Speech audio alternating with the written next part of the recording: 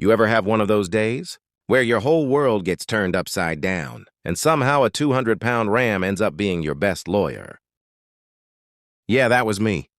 Arthur Mitchell, just a guy, trying to live quietly on my little patch of land by Cedar Ridge Lake, till the HOA decided my fence was their personal enemy.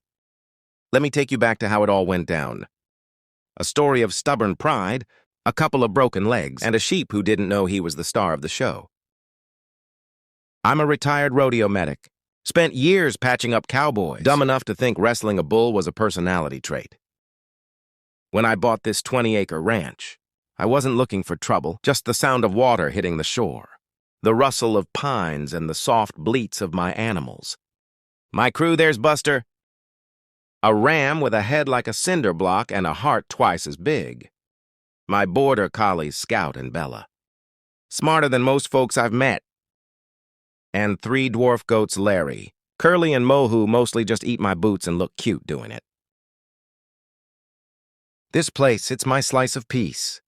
A holdout from the Cedar Ridge HOA's beige empire, thanks to a deed from 1955 that says my land's for farming, not their cookie-cutter rules. I thought that paper was my shield, man. Was I wrong? It started with a knock. Sharp and impatient, like someone was already mad. Before I opened the door, there she was. Brenda Sterling, the new HOA president. All sharp blonde hair and a smile that screamed, "I'm judging you." She had a clipboard. Never trust a clipboard and a map. She waved like it was the Constitution. "Mr. Mitchell," she says, voice like syrup, "you know's gone bad? Your fence and dock are on HOA land. They need to come down. I'm standing there." Scout and Bella at my heels, Buster chewing grass in the distance, and I just laugh. "Lady, my deed's older than your HOA. My line runs to the water. You're on my property." Her eyes narrow. That smile tightens and she says, "We'll see about that then."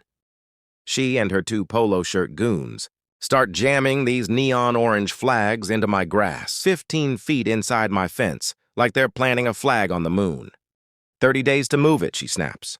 "Or we'll do it for you and send you the bill." I tell her she's trespassing.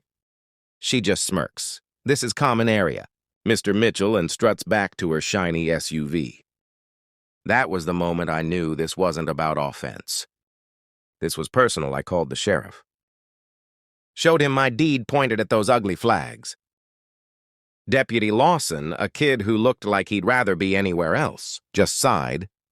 "Civil matter, sir. Get a lawyer, civil matter." Those flags were like knives in my yard, and the law just shrugged.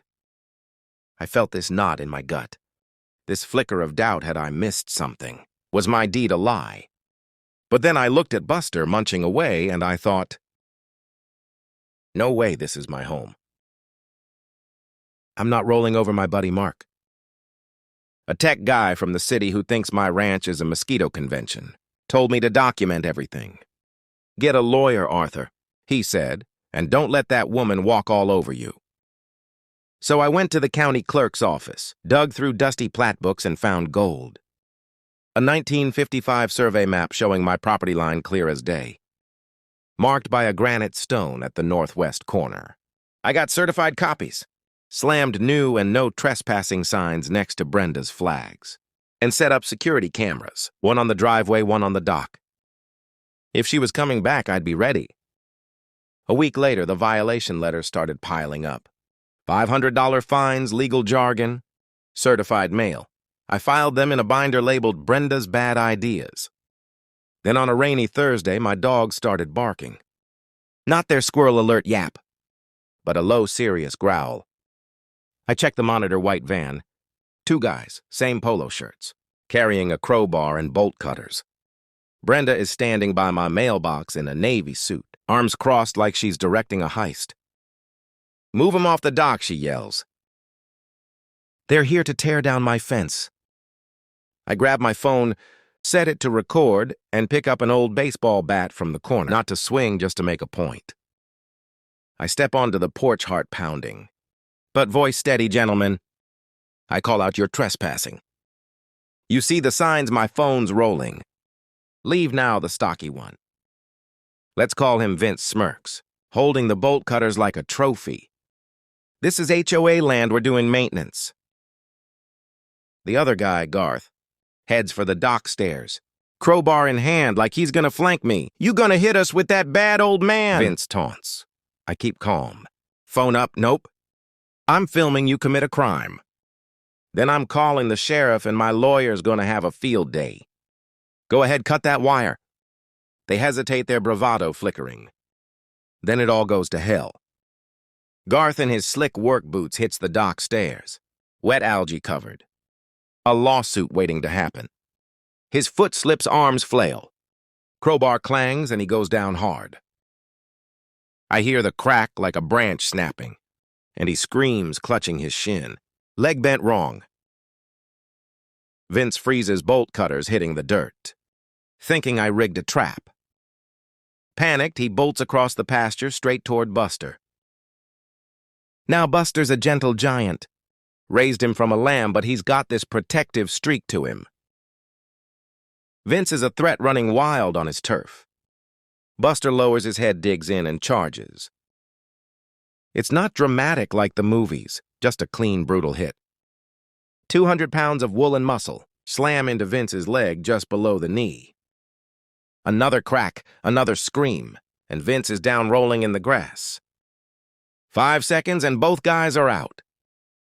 One from gravity, one from Buster's headbutt. Scout and Bella just sit there, heads cocked like they're watching a bad action flick. Buster, he trots off, grabs some clover and acts like it's just another Thursday. I'm not gloating, I'm a medic. Me brain's already in triage mode. I dial 911, keep my voice steady, Arthur Mitchell. 214 Cedar Ridge Road, 2 adult males. Likely tibia-fibula fractures, conscious but in pain, no weapons. Just my porch bat not used. Send ambulances, the dispatcher's calm. Asks about animals, yeah?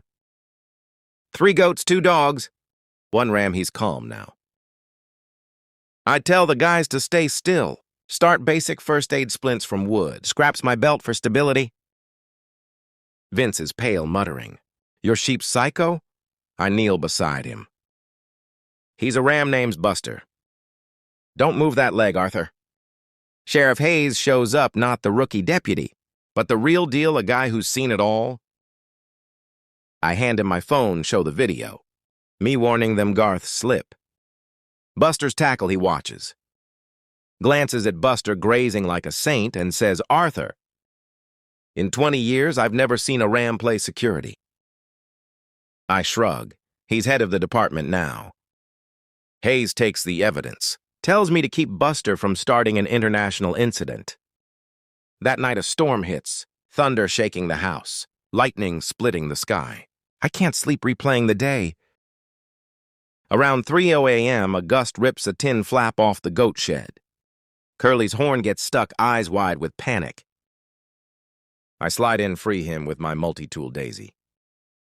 Steadying him like a pro, lightning strikes a cedar by the dock. And I drag gas cans away from the barn. Tie down the flap, Buster stands guard. Head low like he's daring the storm to try something. Promotion holds, buddy. I tell him morning comes air. Crisp lake, churning Bella barks. Something's loose, I spot a kid's kayak drifting towards stumps. A teenager yelling from a neighbor's dock. I grab my skiff, tow it back. Tell your dad my goats want rainbow carrots.